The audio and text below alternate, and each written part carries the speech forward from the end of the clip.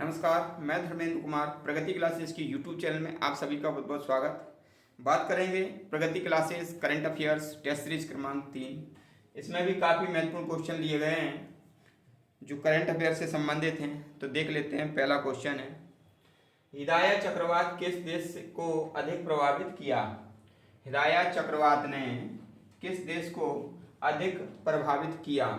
तो जो हिदाया चक्रवात है वो दक्षिण हिंद महासागर में आया था। ठीक है, जो हिदाया चक्रवात है ये आया था दक्षिण हिंद महासागर। यह एक उष्ण कटिबंधीय चक्रवात था और इससे जो तंजानिया है, तंजानिया देश सर्वाधिक प्रभावित हुआ था। ठीक है, इतनी जानकारी हमें हिदाया चक्रवात में करना है। अगला देख लेते हैं।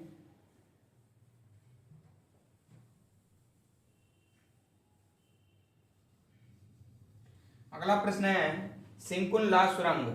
ठीक है, सिंकुन ला सुरंग परियोजना किस राज्य या केंद्र शासित प्रदेश में अभी बन रही है? तो भाई इसमें ये ला याद रख लेना भाई। ठीक है, तो ला से हो जाएगा लद्दाख। ला से क्या हो जाएगा? लद्दाख। तो लद्दाख में बन रही है सिंकुन ला सुरंग। देखिए, सिंकुन ला सुरंग ये कहां बन रही है? लद्दाख में बन रही है। ठीक, और यह 158.00 फीट है, यानी कि कह सकते हैं 4.1 किलोमीटर। ठीक, और निर्माण के बाद ये विश्व की सबसे ऊंची सुरंग होगी निर्माण के बाद। तो इतनी चीजें हमें किसमें याद रखना है? सिंकुन ला सुरंग। ठीक है, पहला क्वेश्चन तो यही आ जाएगा कि मान लीजिए ये सुरंग है कहां पर। ठीक है, तो ये जो ला है ना, इसको ध्यान में रखना और ला से लद्दाख लगा देना। ठीक, और 158.00 फीट है, यानी कि 4.1 किलोमीटर है और विश्व की सबसे बड़ी सुरंग होगी ये निर्माण के बाद। अगला प्रश्न देख लेते हैं। तो अगला प्रश्न है हमारा, statue of social justice. Statue of social justice काफी महत्वपूर्ण प्रश्न है ये। स्टेच्यू ऑफ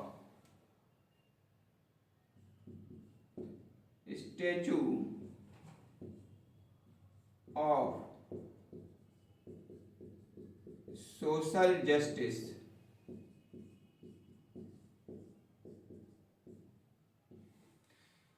ये जो मूर्ति है यह डॉक्टर बी आर अम्बेडकर साहब की मूर्ति है। Doctor V R Ambedkar.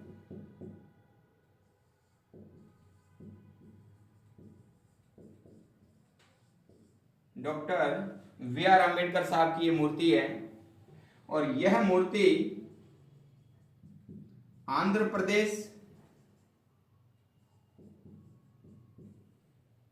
प्रदेश के विजयवाड़ा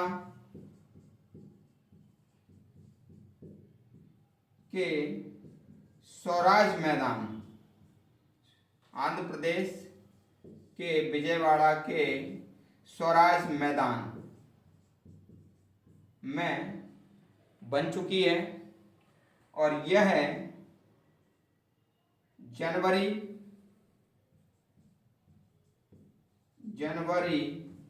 2024 में इसका उद्घाटन हुआ था और यह 206 फीट की है। 206 फीट इसकी लंबाई है। और आंध्र प्रदेश के उस समय सीएम थे जगन मोहन रेड्डी। ये सीएम थे उस समय, कभी पूछा जाए तो ये बता देना, ये सीएम थे जगन मोहन रेड्डी।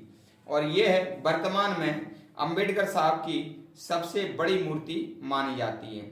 वैसे तो अंबेडकर साहब की पूरे विश्व में यदि किसी व्यक्ति की सर्वाधिक मूर्ति है तो वो डॉक्टर बी आर अम्बेडकर साहब के नाम वो खिताब है। तो डॉक्टर बी आर अम्बेडकर साहब के नाम सबसे ज़्यादा मूर्तियां हैं पूरे विश्व में, है ना। और क्योंकि सबसे पढ़े लिखे व्यक्ति डॉक्टर बी आर अम्बेडकर साहब थे। और ये खास तौर पर आपको याद रखना है कि स्टैच्यू ऑफ सोशल जस्टिस यानी कि सामाजिक न्याय की मूर्ति, सामाजिक न्याय की मूर्ति कहाँ पर है, तो आपको याद रखने के लिए मैं ट्रिक बता देता हूं क्योंकि आप भूल जाएंगे। तो ट्रिक इसमें याद रख लो भाई। ए से आंध्र प्रदेश, ए से क्या हो जाएगा आंध्र प्रदेश, और बी से क्या हो जाएगा, बी से विजयवाड़ा, सॉरी ये कलर दूसरा ले लूं मैं। ए से आंध्र प्रदेश, बी से विजयवाड़ा और सी से स्वराज।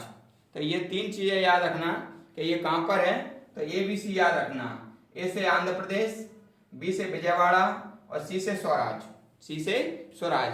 तो ए बी सी याद रख लेना, ठीक है। और डी से हो जाएगा doctor B R Ambedkar, D से क्या हो जाएगा डॉक्टर बी आर अम्बेडकर। तो भाई आंध्र प्रदेश के विजयवाड़ा के स्वराज मैदान में ये है, ठीक है। फिर उद्घाटन जनवरी 2024 में हुआ उद्घाटन। तो इससे ही हम बनाएंगे इनकी लंबाई। जैसे कि मान लीजिए 2 तो ये है ही, तो 2 आ गए, 0 है तो 0 आ गया, 2 और 4 कितने हो जाएंगे 6, तो ये 6 आ गए।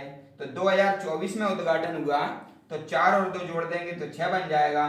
तो इनकी जो लंबाई है मूर्ति की तो वो 206 फीट है, ठीक है। तो इसी से हमने बना लिया है।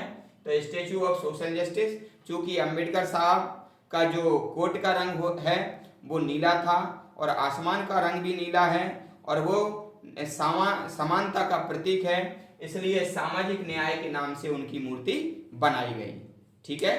तो ये आप याद रख लेना कि statue of social justice B R Ambedkar साहब की सबसे बड़ी मूर्ति है, ठीक है।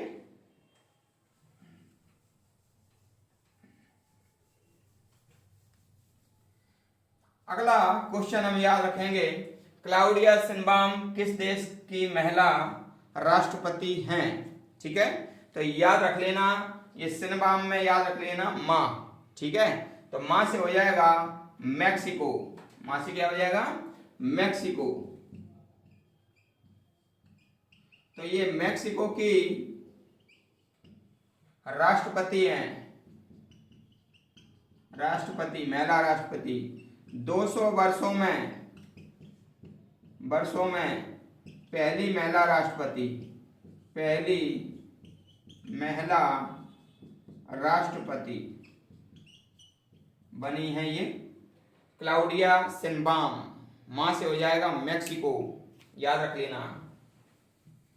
अगला प्रश्न है हमारा, स्क्वाड संगठन क्या है। देखो भैया स्क्वाड संगठन क्या है, चीन के विरुद्ध चीन की आक्रामकता जो है ना हिंद महासागर, दक्षिण हिंद महासागर में चीन की आक्रामकता को रोकने के लिए, ठीक है ना। देखो मैं आपको बता दूं, ये जो हिंद प्रशांत क्षेत्र है, हिंद प्रशांत क्षेत्र, ठीक है ना। तो पर चीन की आक्रामकता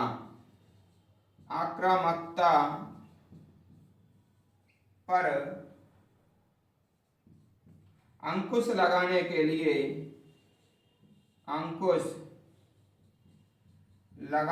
लिए स्क्वाड संगठन एक रणनीतिक संगठन है। क्या है? स्क्वाड संगठन, स्क्वाड संगठन की स्थापना हुई। अब स्क्वाड संगठन की स्थापना किसने की? ये की है अमेरिका के नेतृत्व में। किसके? अमेरिका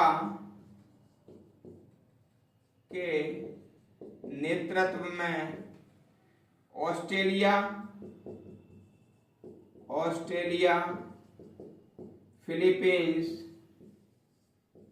फिलीपींस और जापान। ठीक है, ये 4 देशों का संगठन है। ये 4 देशों का संगठन है कि जो चीन है, ये जो चीन है, तो ये हिंद प्रशांत क्षेत्र में अपना कब्जा जमाना चाह रहा है, यानी कि इसकी आक्रामकता इधर हिंद प्रशांत क्षेत्र पर जा रही है। तो उस पर अंकुश लगाने के लिए अमेरिका के नेतृत्व में ऑस्ट्रेलिया, फिलीपींस और जापान, इन चारों ने, इसमें क्या है? 4 देश हैं, 4 देश में, है ना, 4 देश में मई 2024 में ये संगठन कब बना? मई 2024 में इसका गठन हुआ। मई 2024 में इसका गठन हुआ।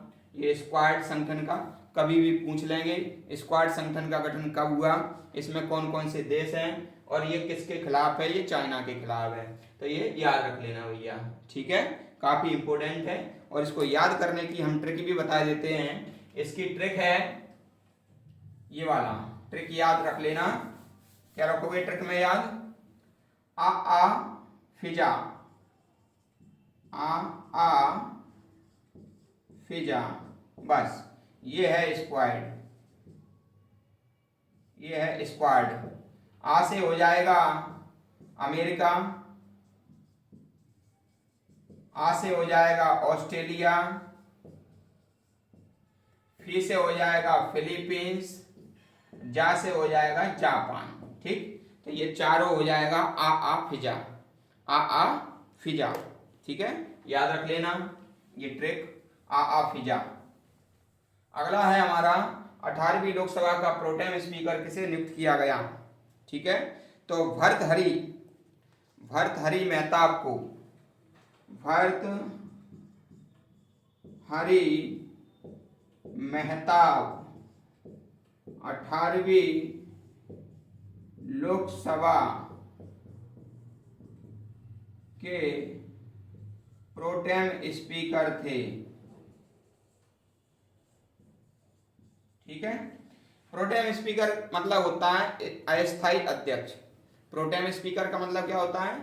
अस्थायी अध्यक्ष। जब तक स्थायी अध्यक्ष नहीं बनता है तब तक प्रोटेम स्पीकर उसका काम करता है। अभी स्थायी अध्यक्ष कौन है? ओम बिरला है। ठीक है, तो 18वीं लोकसभा के ओम बिरला हैं, 17वीं लोकसभा के भी ओम बिरला थे, है ना। ये भर्तृहरि मेहताब 18वीं लोकसभा के प्रोटेम स्पीकर थे। तो ये हमारी टेस्ट सीरीज कैसी लगी, आपको ट्रिक्स कैसी लगी बताना कमेंट्स करके, और वीडियो को अधिक से अधिक शेयर करना, सभी तक ये पहुंच जाए, अच्छे से तैयारी करें। और वीडियो देखने के लिए सभी का बहुत बहुत धन्यवाद।